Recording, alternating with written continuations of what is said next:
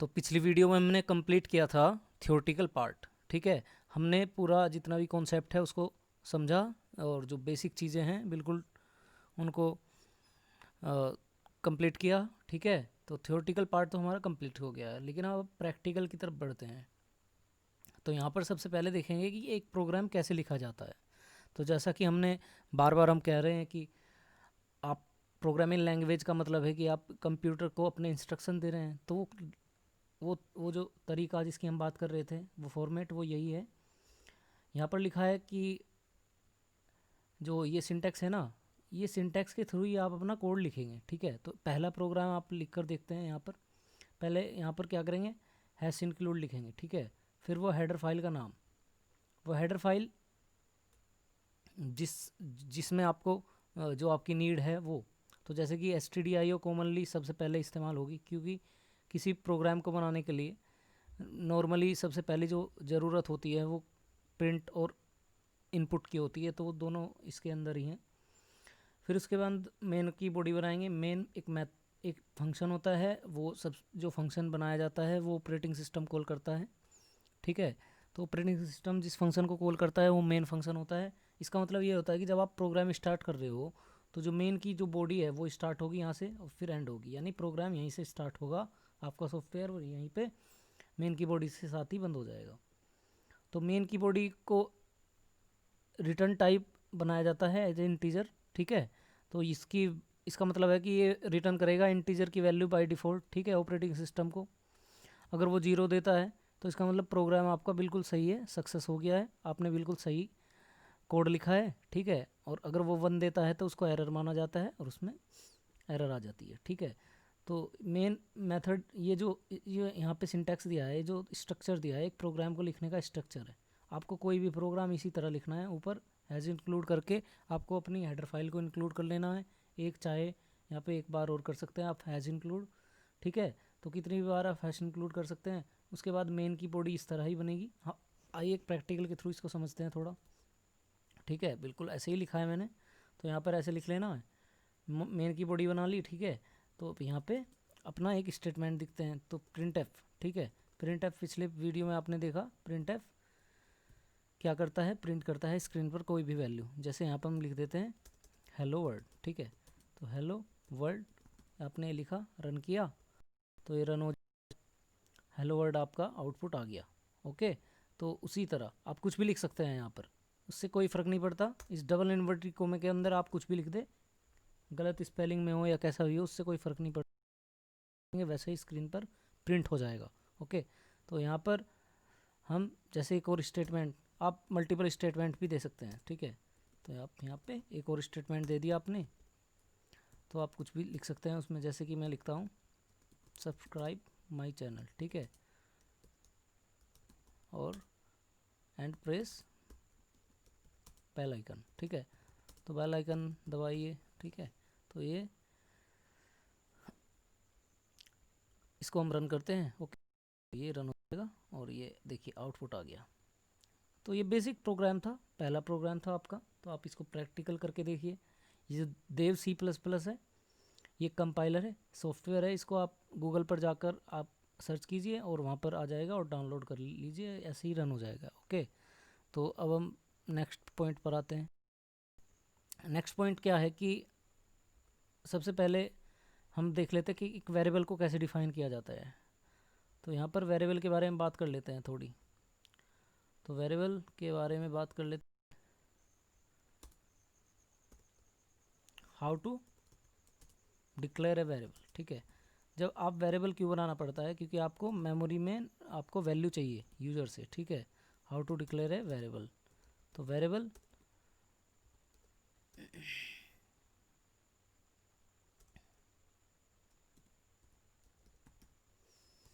तो वेरिएबल बनाने के लिए सबसे पहले क्या सिंटैक्स है, आप इसको नोट कर लीजिए।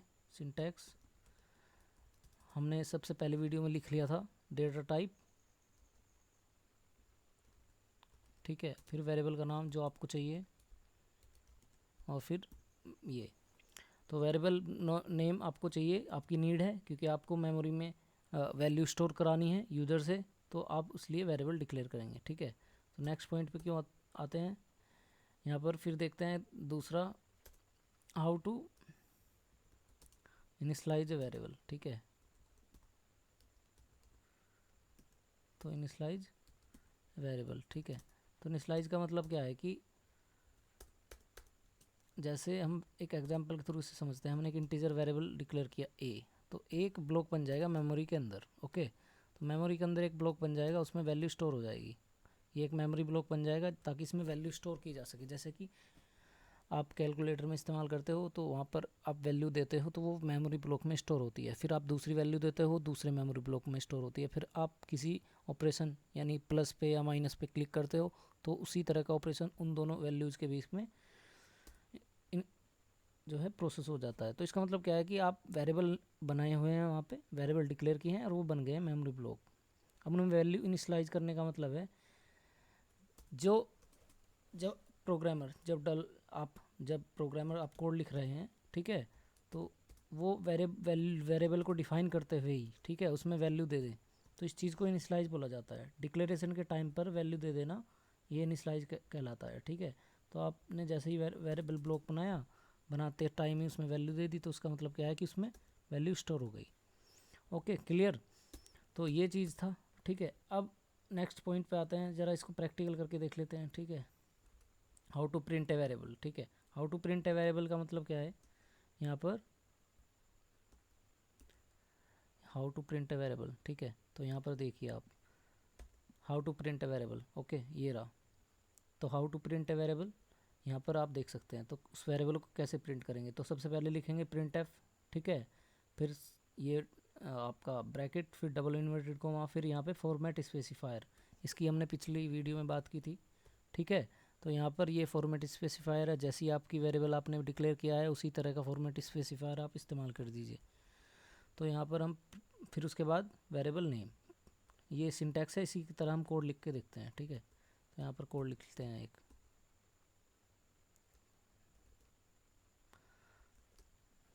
Hash include stdio dot H. ठीक है, और यहाँ पर इंट मेन, और यहाँ पर इंट आपने एक वेरिएबल बनाया, उसमें आपने डायरेक्टली वैल्यू दे दी, उसको प्रिंट करते हैं। तो प्रिंट एफ ऐसे लिखना है आपको। फिर यहाँ पे परसेंटेज डी, क्योंकि ये इंटीजर है इसलिए, और इसको रन करते हैं तो आपका ये आपका 10 आ गया। तो आपने जैसी मेमोरी ब्लॉक में वैल्यू इनिशियलाइज की वैसी ही वैल्यू आ गई। अच्छा, अगर आप 20 कर दे इसे तो 20 आ जाएगा। ठीक है, तो ये सिंपल बेसिक प्रोग्राम है। और आप अगर एक और वेरिएबल ब्लॉक बना लेते हैं बी, उसमें भी आपने कोई वैल्यू दे दी 3 बी इक्वल टू 4, तो आप उसको भी प्रिंट कर सकते हैं। ठीक है, प्रिंट एफ,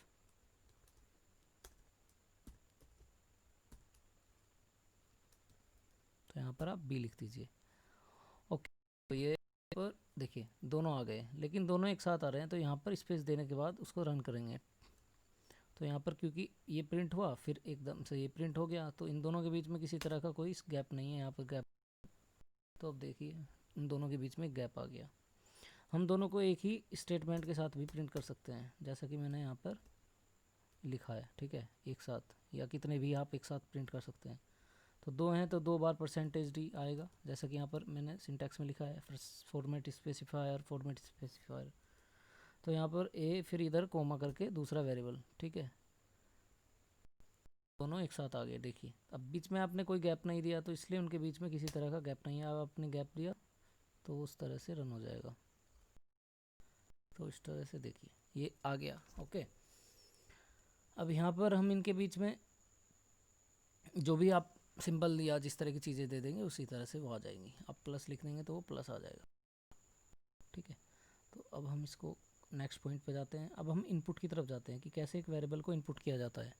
ये था एक वेरिएबल इनिशियलाइज है पहले से, उसमें वैल्यू से डायरेक्टली प्रिंट कर दिया। अब हम क्या करेंगे, हम यूजर से वैल्यू इनपुट कराएंगे। ठीक है, यूजर जब प्रोग्राम रन होगा तब वहाँ पे लिखा रहेगा एंटर ए नंबर, फिर वो एंटर करेगा और वो तब वैल्यू स्टोर होगी मेमोरी ब्लॉक के अंदर। ओके, तो यहाँ पर इसका ये सिंटैक्स है, स्कैन एफ, फिर फॉर्मेट स्पेसिफायर, और यहाँ पर ये यहाँ पर एड्रेस और वेरिएबल नेम। एड्रेस का मतलब क्या है, देखिए आपने यहाँ पर कोई वैल्यू, आपने कोई वेरिएबल बनाया इंट ए, उसमें आपने 10 डाला, तो इसका मतलब क्या हुआ, इसका मतलब ये होगा जब ये कंपाइलर इसको पढ़ेगा तो ए ब्लॉक बना देगा मेमोरी का, ठीक है, और उसमें 10 को स्टोर कर देगा। तो ये क्या हो गया, ये तो वेरिएबल का नेम हो गया ए, ये 10 क्या हो गई, ये उसकी वैल्यू हो गई। लेकिन कंपाइलर तभी उस मेमोरी ब्लॉक के लिए अपना एक नंबर भी बनाता है, एक जनरेट करता है नंबर, उसे वो कुछ भी बना सकता है, ठीक है। उस नंबर को ही एड्रेस कहते हैं मेमोरी ब्लॉक का। ओके, तो ये क्योंकि बहुत सारे अंदर मेमोरी ब्लॉक बने होते हैं, ठीक है, तो कंपाइलर को अपने अपने पर्पज़ के लिए, ताकि उसे आसानी से उस पर वर्क कर सके, प्रोसेस कर सके, इसलिए वो वेरिएबल नेम तो यूजर के लिए होता है और वेरिएबल का जो एड्रेस होता है वो कंपाइलर के लिए होता है, ताकि उसको ईजी रहे उसको सर्च करना, ढूंढना या कुछ भी उस पर प्रोसेस करना। तो इसको कहते हैं एड्रेस। जब एड्रेस को आपको इस्तेमाल करना हो, ठीक है, तो आप एड्रेस को इस्तेमाल करने के लिए यहाँ पर एड्रेस सिंबल लिख दीजिए और एड्रेस जो है उसका यूज हो जाएगा। आप इसको एक प्रैक्टिकल के थ्रू समझिए। यहाँ पर हमने क्या किया, यहाँ पर हमने अभी एक प्रैक्टिकल किया था ये वाला, ठीक है, इसमें हमने एक वेरिएबल प्रिंट किया था, ठीक है। तो एक वेरिएबल हमने एक्स ये इक्वल टू 20 ऐसे लिया हुआ है और प्रिंट कर रहे हैं। तो ये प्रिंट हो गया, ठीक है। तो अब अगर हम इसका एड्रेस प्रिंट करना चाहें तो इसके सामने हम एड्रेस सिंबल लिख देंगे, ठीक है। तो ये एड्रेस सिंबल लिखते ही क्या हो जाएगा, इसका एड्रेस प्रिंट हो जाएगा। अब ये इसका एड्रेस है, ठीक है, ये जनरेट किया था कंपाइलर ने। तो आप समझ गए होंगे मैं क्या कहना चाह रहा हूँ, ठीक है। तो अब नेक्स्ट पॉइंट पे आते हैं। तो यहाँ पर वो जो स्कैनफ है उसको एड्रेस चाहिए होगा, तभी वैल्यू को स्टोर करेगा। वो क्या करेगा, स्क्रीन पर जो वैल्यू यूजर ने दी, एंटर ए नंबर, यूजर ने दिया वहाँ पे 5, तो क्या करेगा, उसको उठाएगा और मेमोरी ब्लॉक के अंदर जाके स्टोर कर देगा। तो चूँकि उसके पास एड्रेस है इसलिए वहाँ पर पहुँचेगा वो। तो इसको प्रैक्टिकल करके देखते हैं। अब यहाँ पर ये जो आपने इनिशलाइज किया है तो इस इनिशलाइजेशन हटा देते हैं। अब वैल्यू को यूज़र को क्या करते हैं, एक मैसेज देते हैं कि वो एक नंबर इनपुट करे, ठीक है। तो यहाँ पर एंटर ए नंबर, यूज़र को एक मैसेज दिया हमने, ठीक है। तो हमने यूज़र को मैसेज दिया और फिर वो यूज़र इनपुट करेगा तो उसको गेट करेंगे किसके थ्रू, स्क्रीन पर वो टाइप कर देगा तो उसको स्कैनफ के थ्रू उठा लेंगे हम वहाँ से। तो यहाँ पर कैसे उठाएंगे, %d सेम प्रिंट एफ की तरह, बस यहाँ पे एड्रेस आ जाएगा और वेरिएबल का नेम, बाकी सब चीज़ें सेम है। आपने यहाँ पे किया एंटर नंबर उसने पूछा और यहाँ पे 4 आपने दिया तो स्टोर हो चुका है मेमोरी के अंदर, ठीक है। अब उसको प्रिंट करके देख लेते हैं, अगर वो हुआ है तो दिखेगा, ठीक है। जो यूज़र ने दिया है वो गेट भी करके देख लेते हैं। तो गेट करते हैं यहाँ पे %d और a, ठीक है, और रन कर देते हैं। तो देखिए यहाँ पर आपने 3 दिया तो 3 आ गया, ये आ गया। ये इस तरह से स्कैनफ काम करता है। आप एक साथ 2 नंबर भी, वेरिएबल भी आप स्टोर करा सकते हैं। एंटर 2 नंबर, तो यहाँ पर क्या आएगा, %d 2 बार आ जाएगा और यहाँ पे दोनों का एड्रेस आ जाएगा।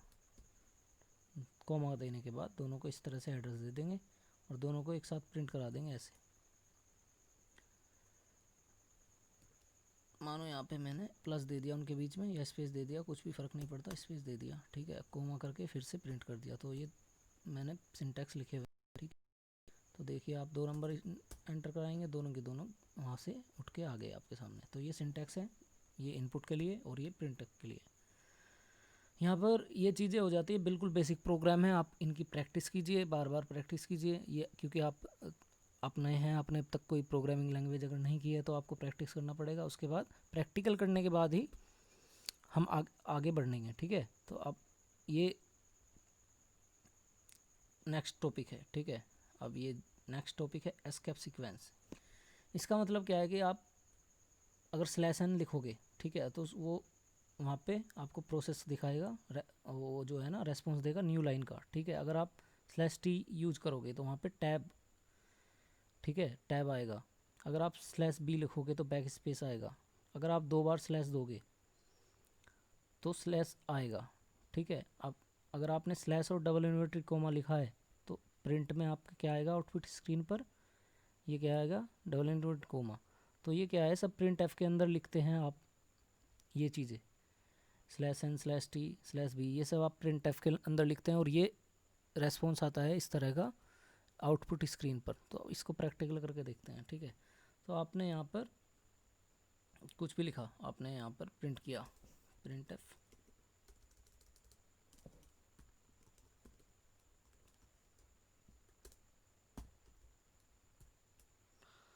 यहाँ पर आपने लिखा हेलो इंडिया, ठीक है। अब यहाँ पर मैं इसको रन करता हूँ तो हेलो इंडिया आ जाता है, ओके। अगर आप यहाँ पर स्लैश एन देते हैं तो स्लैश एन के बाद जो ये इंडिया है ये में आ जाएगा, हेलो इंडिया, देखिए, ओके। तो यहाँ पर अगर आप स्लैश बी दे देते हैं तो चूंकि अभी इनके बाद इनके बीच में क्या है, गैप है, तो जैसे ये रन होगा स्लैश बी से ये गैप ख़त्म हो जाएगा, ठीक है। तो बैक वो प्रोसेस में उसने दिया, बैक स्पेस वहाँ पर प्रोसेस हो जाता है, ठीक है। अब नेक्स्ट क्या है, टी, टैब। अगर आप ऐसे लिखते हैं, इन दोनों के बीच में भी कोई स्पेस नहीं है, ठीक है, तो अगर आप यहाँ पे टी लिखते हैं तो दोनों के बीच में टैब आएगा, ठीक है। ये आ गया, देखो टैब, ओके। तो इसका इस्तेमाल हम आगे प्रोग्रामिंग में करेंगे या आप भी कर सकते हैं, ठीक है। अगर आपको स्लैश चाहिए, यहाँ पर ऐसे आ रहा है, ठीक है। अगर आप 2 बार स्लैश लिखते हैं तो आएगा, ठीक है। देखिए ये स्लैश आ गया, ओके। अगर आप, चूँकि ये डबल इन्वर्टेड कोमा सिंटैक्स का हिस्सा है, तो आप बीच में, आप इंडिया को, आप क्या चाहते हो, आप इंडिया डबल इन्वर्टेड कोमा के अंदर है, लेकिन आप डबल इन्वर्टेड कोमा का इस्तेमाल नहीं कर सकते क्योंकि वो सिंटैक्स का हिस्सा है, तो वो एरर आ जाएगी, ठीक है। एरर कैसे आ जाएगी, अगर आप यहाँ पर स्लैश एन लगा दोगे, ठीक है, और इंडिया को ऐसे ले लेना चाहोगे आप ऐसे, तो ये क्या कर देगा, एरर देगा, ठीक है, क्योंकि वो सिंटैक्स ख़राब हो गया, सिंटैक्स ने के थ्रू आपने कोड नहीं लिखा है, तो सिंटैक्स के रूल टूट जाते हैं। तो क्या करते हैं, अगर आपको बिल्कुल ऐसे ही करना है जैसे आपने किया है, ये सिंटैक्स वाला है, ठीक है। तो आपको क्या करना है, जहाँ आपको डबल इन्वर्टेड कोमा चाहिए तो वहाँ पे स्लैश डबल इन्वर्टेड कोमा लिखें, तो उससे कि आपका प्रॉब्लम सॉल्व हो जाएगा, और जब आप वो चीज़ें क्लियर हो जाएंगी, ओके। तो ये सब चीज़ें प्रैक्टिकल हैं, तो ये आप करके देखिए। नेक्स्ट यहाँ पर क्या है, कमेंट्स। अब कमेंट्स क्या होता है, hide document for the compiler. आप ऐसा समझ लीजिए कि आप यहाँ पर एक प्रोग्राम बना रहे हैं, ठीक है, काफ़ी बड़ा प्रोग्राम है। आप यहाँ पर लिखना चाहते हैं कि मैं यहाँ पर कोई स्टेटमेंट आप लिखना चाहते हो, ठीक है, लेकिन वो स्टेटमेंट कुछ भी आप लिखना चाहते हो, तो जो भी आप लिखोगे वो सिंटैक्स के रूल के हिसाब से होना चाहिए, लेकिन आप लिखना चाहते हो अपने लिए, ठीक है, वहाँ पर किसी तरह का कमेंट लिखना चाहते हो कोड पर। ऐसा समझ लिए कि जब, जैसे कि कोई डेवलपर है, वो 1000 लाइन का कोड लिख रहा है, ठीक है, तो 1000 लाइन में उसने कहाँ क्या किया है वो लिखना चाहता है कोड पर, ताकि वो एनालाइज कर सके, उसको देख सके, उसको सब चीज़ें चेक कर सके, लेकिन वो नहीं लिख सकता क्योंकि वो सिंटैक्स का रूल टूट जाएगा। आप यहाँ पर कुछ भी लिखो तो वो कंपाइलर एरर दे देगा, ऐसा कर सकते हैं आप। लेकिन एक तरीका है जिसके थ्रू हम ये कर सकते हैं, क्योंकि यहाँ पर क्या हो रहा है, हर लाइन को कंपाइलर रीड कर रहा है, इसको भी पढ़ा उसने, देखा, चेक किया, इसको भी पढ़ा, इसको भी पढ़ा, ठीक है, इसको भी पढ़ा, तो यहाँ पर एरर आ गई। तो हम क्या करते हैं कि इसको हाइड हो जाए ये कंपाइलर के लिए, इसके लिए क्या बना देते हैं इसको, कमेंट। तो कमेंट क्या होती है, हाइड डॉक्यूमेंट होता है कंपाइलर के लिए। तो अगर आप सिंगल लाइन कमेंट बना रहे हो तो आपको ऐसे स्लैश लिखना है, उसके बाद अपनी कमेंट लिख देनी है। तो अगर आप अपने कमेंट से पहले स्लैश लगा देंगे 2 बार, ठीक है, तो ये इस तरह से कमेंट हो जाएगी, उसी तरह यहाँ पर भी। तो ये देखिए ये कमेंट बन गई। अब आप कंपाइलर कर काम से तो आपका कोड रन हो जाएगा। आपको मल्टी लाइन चाहिए तो आप कैसे बनाएंगे, जैसे यहाँ पर स्लैश स्टार, फिर अपना कोड लिख दी, अपना जो भी कमेंट है आपका, this is my first code, ऐसे करके कुछ भी जो आप लिखना चाहें।